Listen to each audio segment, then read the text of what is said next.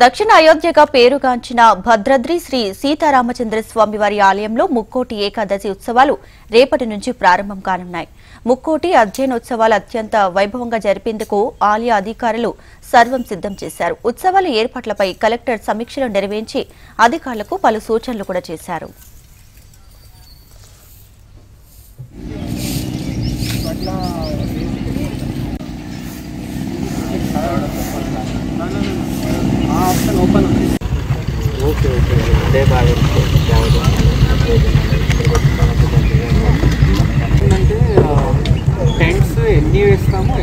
భద్రాద్రి శ్రీ సీతారామచంద్ర స్వామి వారి దేవస్థానంలో శ్రీరామ నవమి ముక్కోటి ఏకాదశి వేడుకలు ప్రధాన ఉత్సవాలుగా భావిస్తున్న నేపథ్యంలో లక్షలాది మంది భక్తులు తరలివస్తారని, అందుకోసం ఈ ఉత్సవాలను ఘనంగా నిర్వహించేలా శరవేగంగా ఏర్పాట్లు కూడా చేస్తున్నారు. ఇందుకోసం సుమారు 60 లక్షల రూపాయల వ్యయంతో దేవాలయాన్ని కలర్ఫుల్ గా ముస్తాబు చేశారు. రేపటి నుంచి ముక్కోటి అధ్యయనోత్సవాలు ప్రారంభమై జనవరి 9వ తేదీ వరకు జరుగుతాయి. ఉత్సవాల్లో భాగంగా స్వామివారి మధ్యాహ్న సేవలు అత్యంత ఘనంగా జరుపుతారు. జనవరి 10 నుంచి 20 వరకు రాత్రి సేవలు, 21 నుంచి 23 వరకు విలాస్ ఉత్సవాలు నిర్వహించనున్నారు.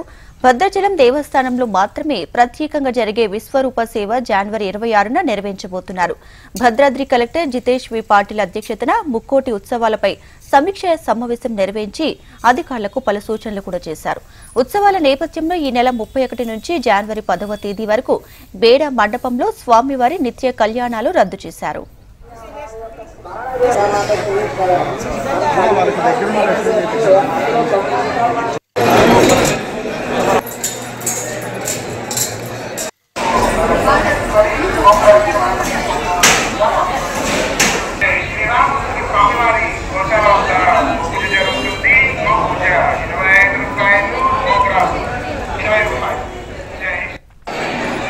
ముక్కోటి ఉత్సవాలను అంగరంగ వైభవంగా నిర్వహించేందుకు దేవస్థానం అధికారులు సన్నాహాలు చేస్తున్నారు. ఉత్సవ ఏర్పాట్లపై ఈవో రమాదేవి పర్యవేక్షణ చేస్తున్నారు. భద్రాద్రి ఆలయం, పర్ణశాల, గోదావరి ఘాట్ల వద్ద పెయింటింగ్ పనులు, గోపురం, నిత్య కళ్యాణ మండపం, వైకుంఠ ద్వారం, గోశాలలకు పంచరంగులు, చలువ పందిళ్ల నిర్మాణంతో పాటు భద్రాచలంలో మాడవీధుల్లో స్వాగత ద్వారాలు, పూల డెకరేషన్ తదితర పనులు ఇప్పటికే పూర్తయ్యాయి.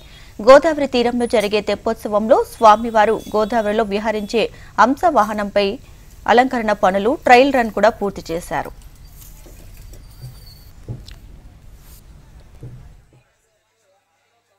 వైకుంఠ ఏకాదశికి అన్ని ఏర్పాట్లు మన పిఓఐటీడీ గారు అండ్ ఆర్డీఓ గారు, అదేవిధంగా టెంపుల్ ఎండోమెంట్స్ టీమ్ అందరూ చాలా మంచి పకడ్బందీగా చేస్తున్నారు.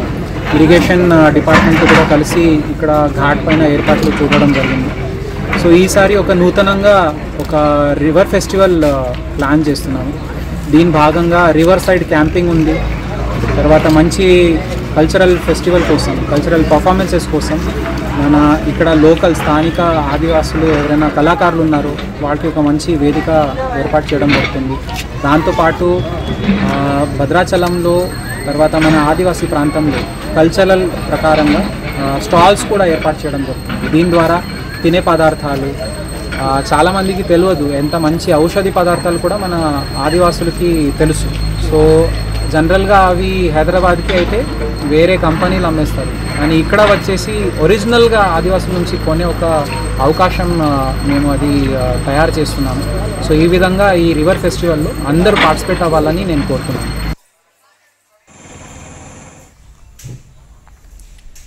ఇక తెప్పోత్సవం అనంతరం జరిగే స్వామివారి ఉత్తర ద్వార దర్శనం చేసుకునే భక్తులకు వివిధ సెక్టర్ల టికెట్ల విక్రయం ఇప్పటికే ప్రారంభమైంది. 250, 500, 1000, 2000 రూపాయల టికెట్లను భక్తులకు అందుబాటులో ఉంచారు. ఉత్తర ద్వార దర్శనం ప్రత్యక్షంగా చూసుకోలేని భక్తులకు పరోక్ష సేవలను సైతం ఆన్లైన్లో ఉంచారు. ఇక ఇందుకోసం 2000 రూపాయల విలువైన టికెట్లను విక్రయానికి ఉంచారు. గత ఏడాది ఈ టికెట్ల విక్రయం ద్వారానే స్వామివారికి అధిక ఆదాయం సమకూరింది. టికెట్లను ఆన్లైన్ వెబ్సైట్ ద్వారా బుక్ చేసుకునే వెసులుబాటు కూడా కల్పించారు. ఆన్లైన్లో బుక్ చేసుకున్న భక్తులు ఈ నెల 25 నుంచి వచ్చే నెల 10వ తేదీన ఉదయం 5 గంటల వరకు తానీష కళ్యాణ మండపంలోని సిఆర్ఓ కార్యాలయంలో టికెట్లు పొందవచ్చని దేవాలయ అధికారులు చెప్పారు.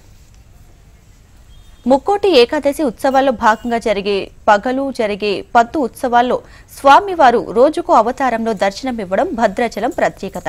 స్వామివారిని మిథిల స్టేడియంలో ఏర్పాటు చేసిన వేదికపై కొలువుదీర్చి భక్తులకు దర్శన భాగ్యాన్ని కల్పిస్తారు. అవతారాల అనంతరం రోజుకో ప్రభుత్వ శాఖ ఆధ్వర్యంలో రాపత్తు సేవలు నిర్వహిస్తారు.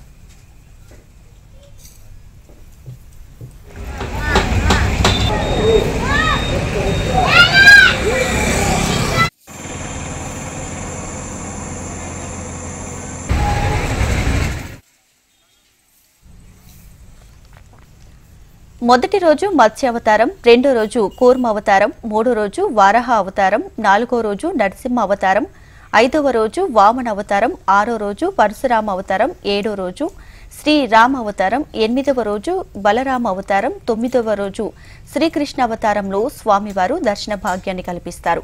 జనవరి 9వ తేదీ సాయంత్రం 6 గంటలకు గోదావరి నదిలో తెప్పోత్సవం, జనవరి 10 తెల్లవారుజామున 5 గంటలకు ఉత్తర ద్వార దర్శనం ద్వారా స్వామివారు భక్తులకు దర్శనం ఇవ్వనున్నారు. కాగా భద్రాద్రి ప్రాంతమంతా రామనామస్మరణతో మార్మోగేలా రాముల వారి దర్శనానికి వచ్చే భక్తులకు ఎటువంటి ఇబ్బందులు కలగకుండా అధికారులు అన్ని రకాల ఏర్పాట్లు కూడా పూర్తి చేశారు.